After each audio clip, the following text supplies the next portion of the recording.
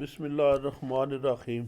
मोहतरम, कल से जो किस्सा था सैफुल बलूग और वो जो लड़की थी जो उसकी मिली है, वो उसकी आंखें खोली हैं, उन्होंने अपने दुख एक दूसरे को सुनाए हैं। तो उसमें से यही निचोड़ निकला है कि जो दुखी है वो ही दुख वाले को समझ सकता है। तो दुखिया जो दुख वाले को बेहतर समझता है और उसको तसल्ली देता है, इस तरह सुखिया सुखिया से मिलकर खुश नहीं होता जिस तरह दुखिया दुखिया से मिलकर खुश होता है। इसी तरह उन्होंने मियाँ साहब ने कल मैंने जो आखिरी शेर पढ़ा था, मिसाल बताई थी कि मातम वाले देगर नारी जामू पल्ले पावण, दुखिया तकड़ ता दुख अपने पुछे बाज सुनावण, लक्कड़ अपने रुखू विछड़ी तार विछनी संगू, दोवें रलियां दसन लगियां कूक सुनावण चंगू। जिस तरह लक्कड़ अपने रुख से अलहदा होती है और तार जो है अपनी संग से अलहदा होती है, जुदा होती है, जब दोनों मिलती हैं तो अच्छी तरह की कूक सुनाती हैं, अच्छी तरह का जो अपनी फरियाद सुनाती हैं एक दूसरे को। हम तो उसको किसी और नज़र में लेते हैं। मियाँ साहब ने बताया कि लक्कड़ और जो अपने दरख्त से लादा होती है उस दुख को रोती है, और जो तार है जिसको हम सितार करके बुझाते हैं वो अपने से जिस्म से लादा होकर दूसरे के साथ जुड़ के अपने अपने दुख बताती हैं। पहला अपना नाम दसाली सौखे गल्लां करिए, एक दूजे दे वाकफ होके नाल इतफाके मरिए, लड़की क्या हुण मैं दसा कन दिले दे ला तू, मेरा नाम बुलांदे आहे घर विच मलका खातू। मियाँ साहब जब कोई मतलब की गल कहते हैं गल कन दिले देता मतलब की कोई बात है तो वो कहते हैं कि अपने दिल के कान को खोल के ये मेरी बात सुनो। उसने अपना नाम बताया कि मुझे घर में मलका खातू कहते हैं। मेसा बेटी बादशाहे दी बहुत लडिक्की घर विच, बाप मेरा सुल्तान मुल्क दा सर अंदीप शहर विच, ओह ताज तखत दा साईं करदा हुक्म चफेरे, फौजां लश्कर माल खजाने रखदा गने गनेरे, त्रेवे असी ओदे घर धियां एक साड़ा भाई, ऐशा खुशियां मौजा अंदर चारे साईं यक जाई। वो कहती है हम 3 बहनें और एक भाई एक जगह खुशी के साथ रह रहे थे और हम बादशाह के औलाद थे। कोस किसे थी घड़ी ना विसते, ना भैणा ना भाई, अचन चेती प्या विछोड़ा डाडे कलम वगाई, निज जनेंदी मात तीनू या जमदी मर वैंदी, कानू दुध पलायस मैनू जहर गड़ुती देंदी। वो कह रही कि मेरी माँ ने निज मुझे जना है, मैं ना ही जनती मुझे तो बेहतर था, मुझे गुड़ती देने के बजाय दूध से मुझे जहर की गुड़ती देती, मुझे पैदा होते ही मार देती तो मैं फिर ठीक थी, मैं फिर सुखी थी। अभी मेरा कोई हाल नहीं है मेरी ज़िंदगी का। बैना वीर वछने मैं तू बाबल माई सैया, लड़ू त्रुटी कूंज नबाणी पिंजरिया विच पईयां, गल सुनाती मलका खातू हंजू बार बार रुनी, कहती वीरा भैणा नालू एहो कर में कहती वीरा भैणा नालू एवें कर में छिनी। साडा सी अपनी स्टोरी सुना रही है। साडा सी एक बाग हजारी खूब तरह दा बनिया, सदा रहे रंग लाया उथे गुल्ला फुल्ला घनिया, चौवें पासे बाग बिचे चाही जाही चौवें पासे बाग बिचे जा आही विच बांधी, इस जाई विच बंगला बनया सिफत न कीती जांदी। चित्रकारी बेशुमारी खूब सबे तदबीरां, तितर मोर चकोर लिखाए होर कई तस्वीरां, बहुत सफाई ते रोशनाई रौनक बाहर अंतू, दुनिया उत्ते सीओ गर्दा बड़ी निशानी जंतु। इतनी खूबसूरती थी कि दुनिया में वो जन्नत का निशान था, जो हमारा वो घर था, हमारा जो बाग था, जो हमारा बंगला था। इस बंगले दे हेठ गेरे होश आहा एक भाई, त्रे से अंदर त्रेहां सइयां दी, त्रे से अंदर त्रेहां सइयां दी चढ़ाई लंबाई, ये उसकी लंबाई और चढ़ाई बता रहे हैं।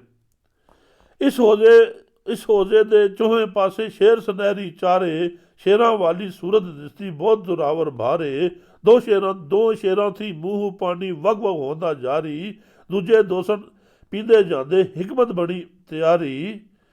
बंगले अंदर खेडण जाइए सदा असी रल बहना, हसण खेडण कब हमेशा गम दा नाम ना लेना।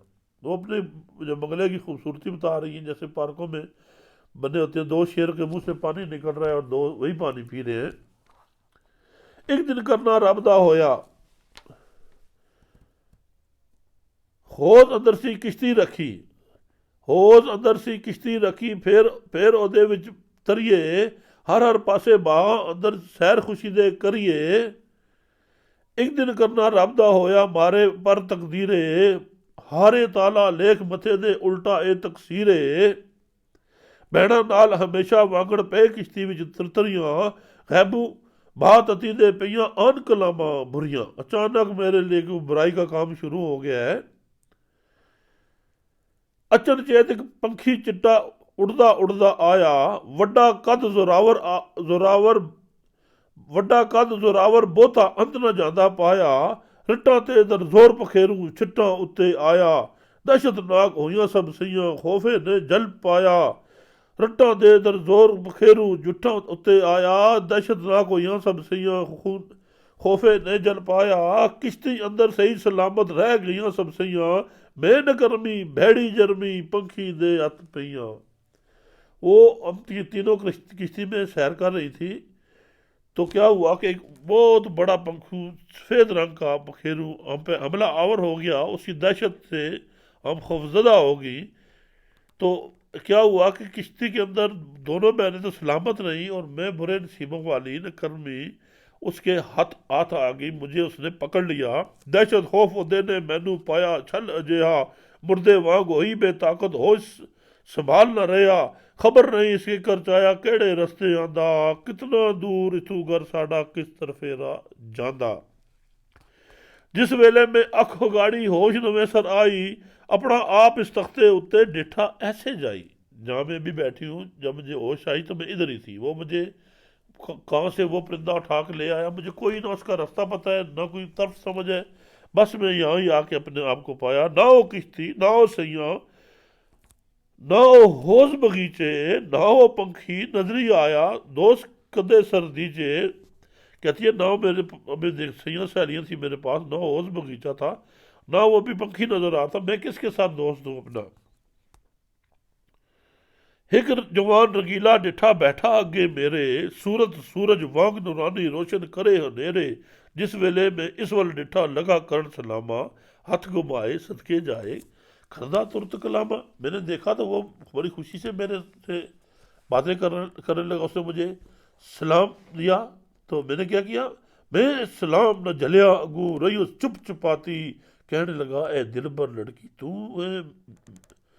तू है मैं पछाती, मैनू भी है तुद पछाता कौन कोई। मैं बंदा केड़े देश मुल्क दा राजा, केड़े शहर वसिंदा। मैं अगू फिर बोली रुखी, मैं जाना कि तैनू।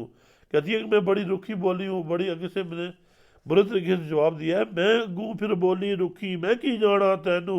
ना डिठू ना बाखू अगे, ना उड़मावे मैनू।